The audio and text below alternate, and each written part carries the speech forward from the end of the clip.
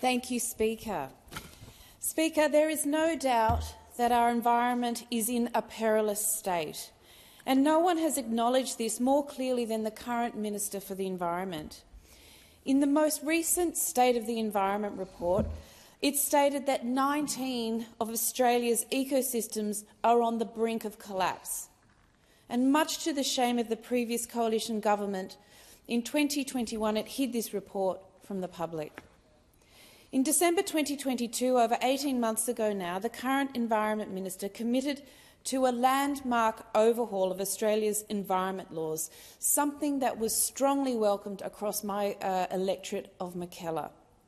In making that commitment, the Minister stated, "Australia's environment laws are broken. Nature is being destroyed. Our reforms are seeking to turn the tide in this country from nature destruction to nature repair." Unfortunately, Acting Speaker, very little has changed in terms of the state of the environment since then. We continue to watch on as our native forests, including critical habitat for threatened species, continues to be clear-felled. We have witnessed the largest and worst ever bleaching of our Great Barrier Reef. And land continues to be logged for farmland at a rate that leaves us as a global deforestation hotspot. There are changes to our broken environment laws that simply cannot wait any longer. It was therefore extremely disappointing that the government recently announced that it would be backpedalling on its commitment to address the environmental catastrophe in this term of government. Specifically, in April this year, the government announced it was changing course by creating the previously unarticulated concept of 3 stages of nature reform. Stage 1 involved retrospectively labelling one small change to the environment laws that occurred in December, an expansion of the water trigger, again something very welcome, and this was retrospectively labelled as Stage 1 of the reforms. This was one small change that the government was forced to do, when it needed to offer a carrot in the Senate to ensure the passage of the nature repair market legislation. I'm very proud of the role that I played in advocating for this change through the introduction of my private member's bill for the water trigger to be expanded. It was expanded so that all types of gas fracking projects now need to be referred for assessment under the EPBC Act if there is likely to be a significant impact on water resources.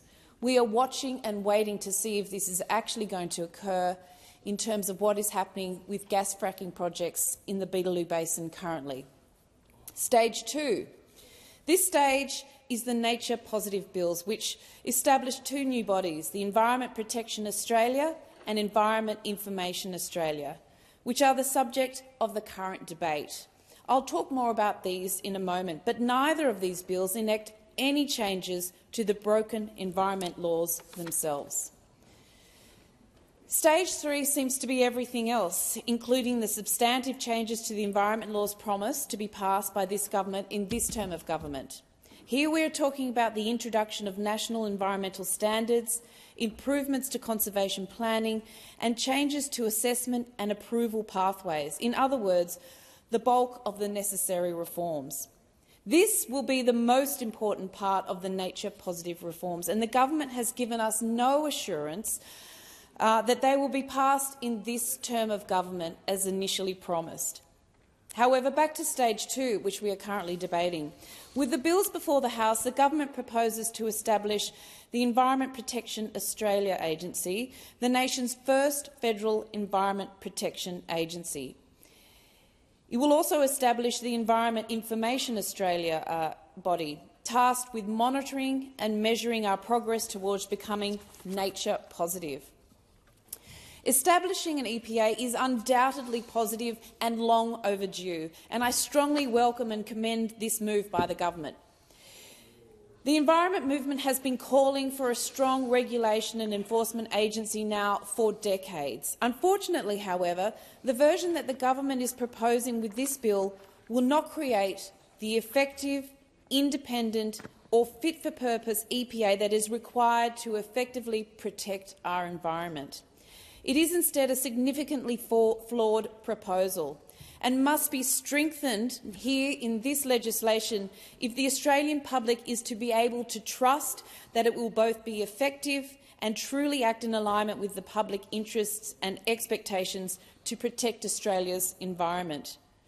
We need to be able to trust that it will act in the public interest rather than in the interest of powerful lobby groups. And it must be strengthened now in this current legislation which is setting it up.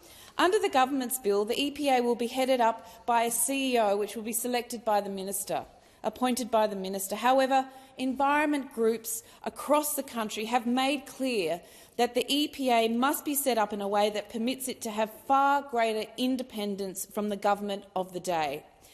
That is why it is critical that the EPA be a board, and one based not only on expertise and quality, but also on independence from government. This means that appointments to the board must be made by an independent selection panel, not at the discretion of the minister. Appointments made at the discretion of the minister would leave the EPO open to political influence and therefore pressure from powerful lobby groups. It is absolutely critical that we do everything we can to end this jobs for mates culture in Canberra and the politicisation of these important institutions and bodies. The EPA must also have a well-defined mandate and objects, and its decisions must be transparent. Ultimately, the EPA's functions must enable and ensure nature protection, and it must do so immediately in Stage 2 with no further delay.